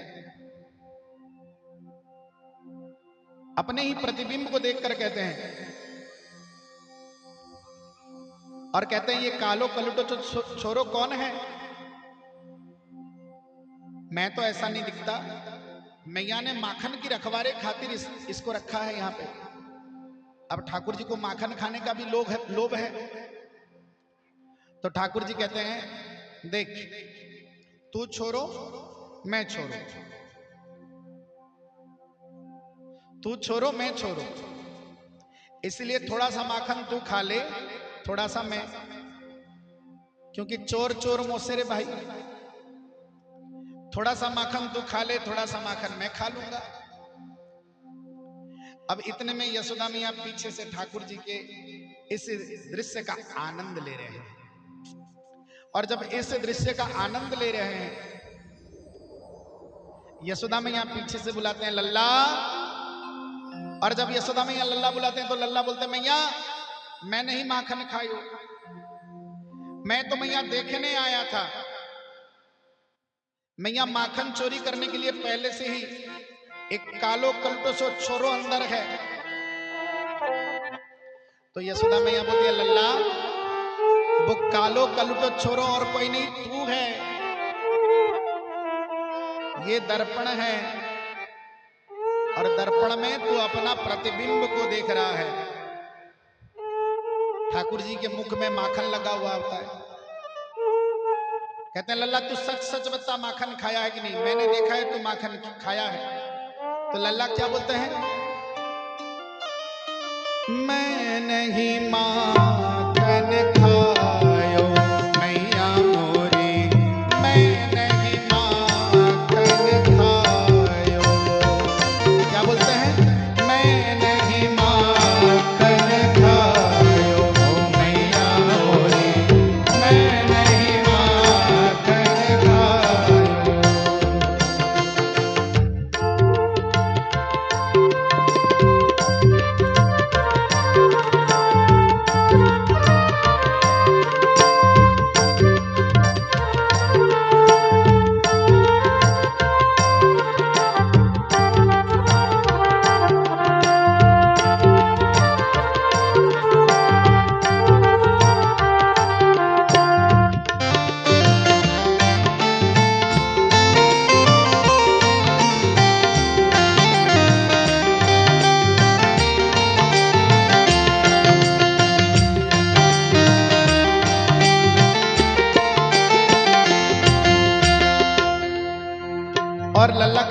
क्या?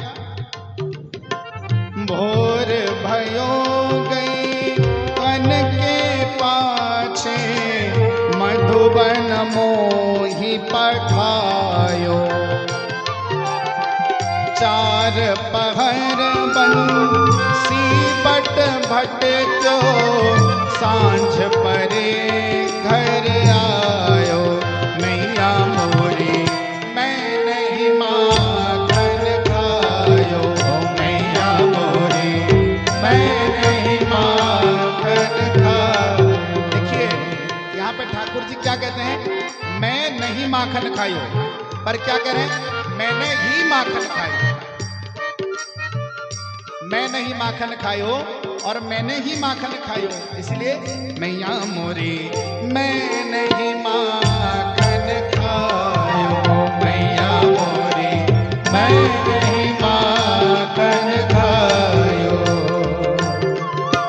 मैं नहीं माखन खायो, मैया मोरी मैं नहीं माखन खायो। बोल वृंदावन बिहारी लाल की जय। ब्रजमंडल में माखन चोरी करने से पहले ठाकुर जी क्या करते हैं? बड़े ही चालाक हैं हमारे ठाकुर जी। पहले चोरी घर से ही कर लेते हैं और घर में चोरी हो जाती है। उसके बाद एक दिन गर्गाचार्य जी महाराज आते हैं। गर्गाचार्य जी महाराज उस दिन एकादशी का व्रत कर रखे हैं, दूसरे दिन द्वादशी का पारायण करना है। गर्गाचार्य जी आने के बाद यशोदा मैया बोलते हैं गर्गाचार्य, ब्राह्मण देवता किसी के यहाँ जीमते नहीं है, तो यशोदा मैया चावल, खीर, गुड़, खीर बनाने की सभी सामग्री गर्गाचार्य जी को देकर कहते हैं, हे मुनिवर आप खीर बनाइए और ठाकुर जी को खूब पवाइए। अब गर्गाचार्य जी जाते हैं, चूल्हा लगाते हैं, खीर बनाते हैं। अब आप सबको पता है उस टाइम तो प्रेशर कुकर था नहीं कि 2 मिनट में सीटी मारो कि नहीं हो गया आपका खीर। अब गर्गाचार्य जी बना रहे हैं खीर, बहुत देर हो गई खीर बनाते बनाते। खीर को ठंडा किया, ठंडा करके लक्ष्मी नारायण जी के पास लेकर कहते हैं, सामने रखकर कहते हैं, त्वदीय वस्तु गोविंद तुभ्यमेव समर्पये। हे गोविंद, हे नारायण, आपके लिए मैंने प्रसाद बनाया है, आप आकर इस मीठा सा खीर ग्रहण करें। इतने में ही कन्हैया दौड़ के आते हैं और खीर को खाने लगते हैं। गर्गाचार्य जी जब आंख खोलकर देखते हैं तो नंद का लाला क्या कर रहा है? खीर खा रहा है। तो गर्गाचार्य बड़े क्रोधित हो जाते हैं, कहते हैं, अरे यशोदा, तेरा लाला को धर, तेरे पास रख, क्योंकि ये जो लाला है ना आकर खीर खा लिया है। अब यशोदा मैया दौड़ते हुए, हाय राम, अब लल्ला को आकर डांट रहे हैं। तो क्या करता है लल्ला, इतनी बदमाशी करता है। अब यशोदा मैया लल्ला को बोलते हैं, लल्ला तू यहीं बैठे रहना, यहां से दूर मत जाना। और गर्गाचार्य जी के पास आकर क्षमा याचना करते हैं, बोलते हैं, गर्गाचार्य जी आप हमें क्षमा करें, मैं खीर की सामग्री पुनः आपको देती हूं, आप पुनः खीर बनाइए और ठाकुर जी को पवाइए। खीर बनाइए और पवाइए। और उसके बाद गर्गाचार्य पुनः खीर बनाते हैं, पुनः बुलाते हैं, हे भगवान आइए प्रसाद का भोग लगाइए। अब जब ठाकुर जी को बुलाते हैं, आओ आओ ठाकुर जी बेगा आओ, जब ठाकुर जी को बुलाते हैं तो पुनः ठाकुर जी आकर भोग खाते हैं। अब गर्गाचार्य भी क्रोधित हो जाते हैं। गर्गाचार्य क्रोधित होते हैं, 2 बार बना चुके हैं, सोचिए, एक बार खीर बनाने में घंटा भर से ऊपर लग जाता है, तो 2, 3, 4 घंटे तो ऐसे ही चले गए। 3 बार जब ऐसे होता है तो गर्गाचार्य क्रोधित हो जाते हैं। अब बाल गोपाल को कहते हैं, बार बार मना करने पर भी तू आ जाता है। तो लाला बोलते हैं, आप ही तो बार बार बुलाते हो, इसलिए बार बार आना पड़ता है। आप बार बार बुलाते हो, इसलिए बार बार आना पड़ता है। गर्गाचार्य कुछ समझ नहीं पाते, क्योंकि ठाकुर जी की माया इतनी प्रबल है ना, अंतकरण में अगर शुद्ध भाव ना हो तो ये सामने रहें तो भी धुंधलापन नजर आता है। भगवान अगर सामने भी रहे तो भी वो दिखते नहीं है। नहीं तो संसार में किसी ना किसी के रूप में तो परमात्मा हमारे निकट आ जाते हैं, पर हम ही ऐसे अज्ञानी हैं कि परमात्मा को पहचान नहीं पाते, परमात्मा को जान नहीं पाते। जगन्नाथ जी के एक बहुत बड़े भक्त रह चुके हैं माधव दास जी। माधव दास जी जगन्नाथ को बड़ा ही प्रेम करते थे, बड़ी ही भक्ति करते थे। एक समय ऐसा हुआ कि काशी में एक विद्वान पंडित थे, बहुत बड़ा पंडित, बहुत बड़े पंडित थे, सबके साथ शास्त्रार्थ करते थे। तो एक बार बनारस में उनको कई पंडितों ने कहा कि आप अपने आप को बड़ा पंडित कहते हो, अगर माधवाचार्यों को आप हराओगे तो ही आप बड़े पंडित बनोगे। माधवाचार्यों को आप हराओगे तो बड़ा पंडित बनोगे। तो ये बनारस के पंडित पूछते हैं सबको, ये माधव दास कहां पे है? तो सब कहते हैं जगन्नाथपुरी में है माधव दास। तो बनारस से, काशी से, वाराणसी से, बनारस से काशी के विद्वान पंडित जगन्नाथ जी के पास आते हैं और जगन्नाथ जी के पास आकर माधव दास जी के निकट जाते हैं और माधव दास जी के पास जाकर कहते हैं कि माधव दास जी, आपके साथ मुझे शास्त्रार्थ करना है। तो माधव दास जी कहते हैं, क्यों शास्त्रार्थ करना है? नहीं, मुझे आपको हराना है, मैं बहुत बड़ा विद्वान हूं। तो माधव दास जी कहते हैं, चलो मैं पहले से हार गया आपके सामने, युक्ति करने की कोई आवश्यकता नहीं। तो बनारस के पंडित कहते हैं, तो लिख के दे सकते हो? माधव दास जी बोलते, क्यों नहीं। माधव दास जी लिख के दे देते हैं कि मैं बनारस के विद्वान पंडित से हार गया। अब उस पत्र को लेकर आते हैं, बड़े आनंद से लेकर आते हैं और सबको दिखाते हैं। काशी में, बनारस में दिखाते हैं। तो जब पंडितों को दिखाते हैं तो पंडित पढ़ते हैं, उसमें लिखा रहता है कि माधव दास जीत गए और बनारस के पंडित हार गए हैं। जब सब ये पढ़ते हैं तो बनारस के पंडित कहते हैं, नहीं नहीं, ऐसा नहीं हो सकता। माधव दास ने मेरे सामने स्वयं लिखा था कि वो मेरे से हार गए। तो वहां के जितने पंडित थे सब बोले, क्या आपने माधव दास जी के साथ शास्त्रार्थ किया? तो बनारस के पंडित बोले, नहीं, मैंने तो शास्त्रार्थ नहीं किया। मैं शास्त्रार्थ करने के लिए गया था कि नहीं। और माधव दास जी अपने आप समर्पण कर दिए, बोले कि मैं आपके सामने हारने के लिए तैयार हूं, और उन्होंने वो लिख कर मुझे दे दिए। बोलते हैं, आप फिर से जाओ और शास्त्रार्थ करो। अगर आपने शास्त्रार्थ नहीं किया तो फिर से शास्त्रार्थ करो। तो बनारस के पंडित फिर से आ जाते हैं माधव दास जी के पास और माधव दास जी को फिर कहते हैं कि आपके साथ से शास्त्रार्थ करना है। तो माधव दास जी कहते हैं, मैं तो हार ही चुका हूं आपके सामने, फिर क्यों शास्त्रार्थ करना। माधव दास जी बहुत बड़े विद्वान थे, परंतु विद्वान होने के बाद भी उनमें अहंकार नहीं था। जो भगवान का सच्चा भक्त होता है ना, उसमें अहंकार नहीं होते। ना धन का अहंकार होता है, ना रूप का, ना सौंदर्य का, ना ज्ञान का। भगवान का सच्चा भक्त तो विनम्र होता है, और माधव दास जी बड़े ही विनम्र थे। तो माधव दास जी कहते हैं, अभी तो जगन्नाथ दर्शन का समय हो गया, इसलिए एक बार मैं मंदिर से आता हूं, मंदिर से आने के बाद शास्त्रार्थ कर लेंगे, मुझे तो हारना ही है आपके सामने। माधव दास जी जगन्नाथ जी के दर्शन के लिए अंदर चले जाते हैं, परंतु ये बात जगन्नाथ जी को अच्छी नहीं लगती कि मेरा भक्त हार जाए, कैसे ऐसा हो।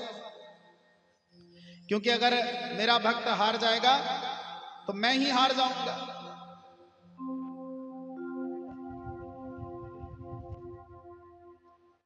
तो जब माधवदास जी जब अंदर जाते हैं दर्शन के लिए, माधवदास जी जब जगन्नाथ जी के दर्शन के लिए आते हैं तो जगन्नाथ जी स्वयं माधवदास बनकर आते हैं। और माधवदास बनकर जब आते हैं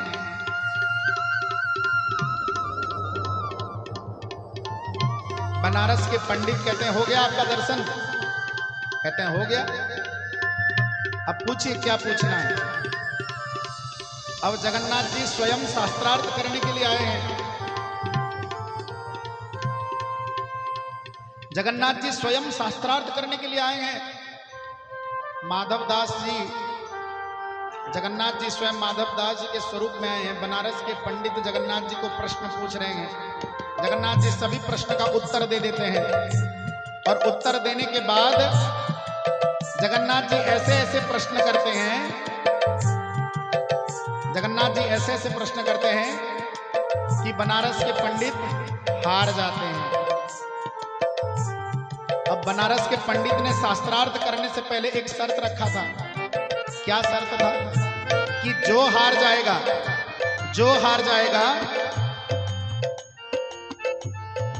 जाएगा वो क्या करेगा? उसके मुंह में काली पोती जाएगी और गधे के ऊपर बिठाकर उसको पूरा जगन्नाथ धाम घुमाया जाएगा, उसको पूरा घुमाया जाएगा। तो अब जगन्नाथ जी बोलते हैं अब तुम हार गए। बनारस के पंडित को कहते तुम हार गए, और स्वयं काली लाकर उनके मुंह में पोत देते हैं, गधे के ऊपर बिठा के घुमा ले जाते हैं। कुछ देर बाद माधवदास जी जगन्नाथ मंदिर से प्रभु का दर्शन करके पुनः जब लौट के आते हैं, देखते हैं बनारस के पंडित के मुंह में काली लगी हुई है।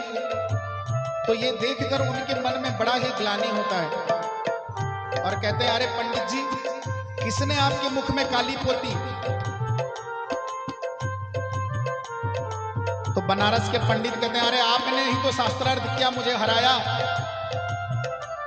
कहले मैं कब हराया? मैं तो मंदिर में दर्शन कर रहा था, मैं मंदिर में दर्शन कर रहा था।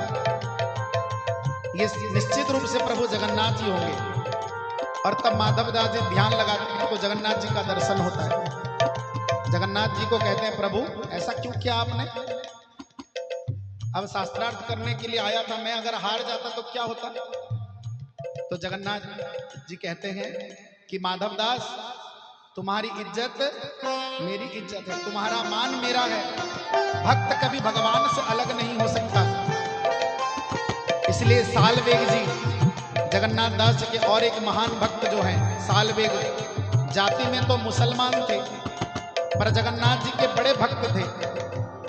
तो उन्होंने अपने भजन में क्या लिखा?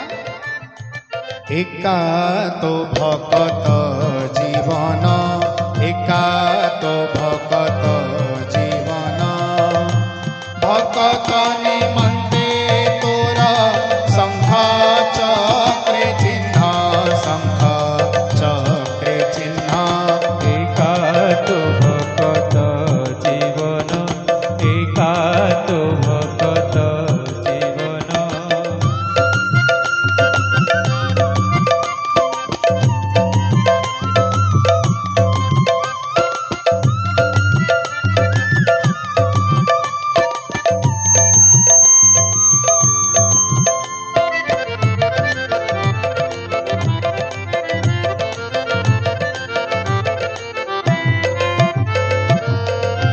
भक्त तो माता पिता, भक्त तो बंधु, भक्त तो माता पिता, भक्त तो बंधु, भक्त हितरे तोरा नाम कृपा सिंधु, नाम कृपा सिंधु।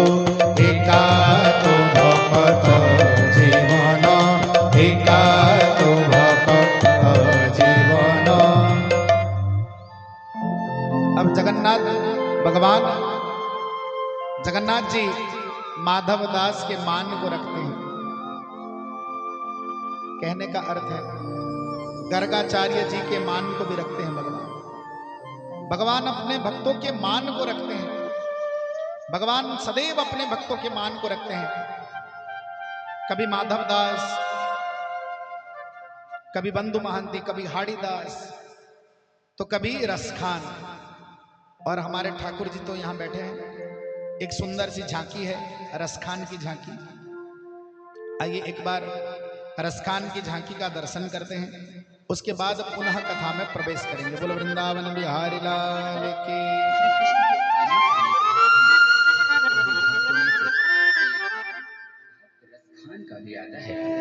1558 ईस्वी दिल्ली में जन्मे सैयद इब्राहिम खान कृष्ण भक्ति की कविताएं लिखने के कारण कवि रस खान के नाम से प्रसिद्ध हुए।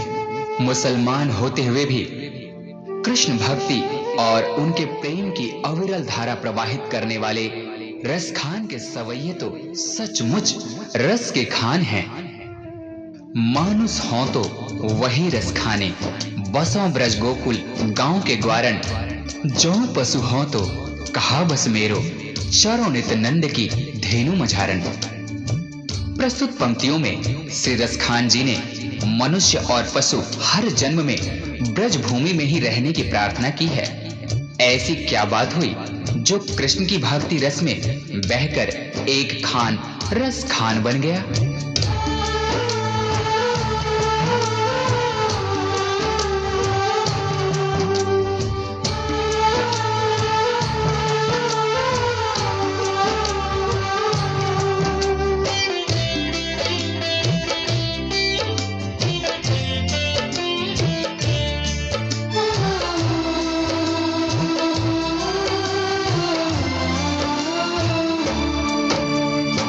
एक दिन खान साहब पान खाने के उद्देश्य से एक दुकान पर जाते हैं। तभी अचानक उनकी नजरें उस दुकान पर लगी बालकृष्ण की छवि पर पड़ती है।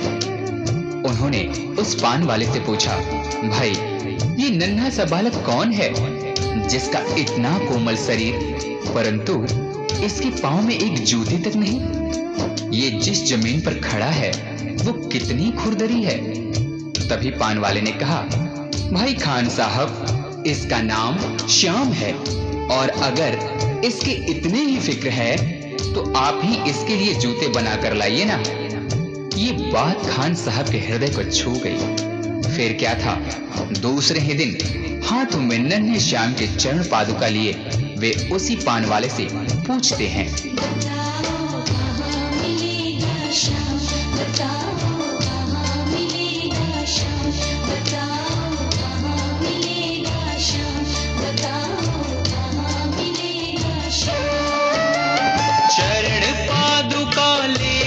सबसे चरण पादुका लेकर सबसे पूछ रहे रस खान, बताओ कहाँ मिलेगा श्याम, बताओ कहाँ मिलेगा श्याम।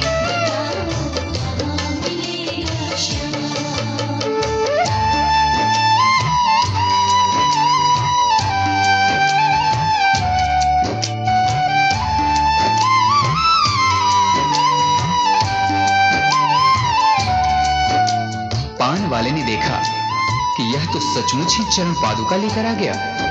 उसने अपना पल्ला झाड़ते हुए कहा, देखो भाई यह नन्हा बालक यहाँ तो तुम्हें नहीं मिलेगा, शायद कहीं और मिल जाए, जाकर किसी दूसरे से पूछते क्यों नहीं।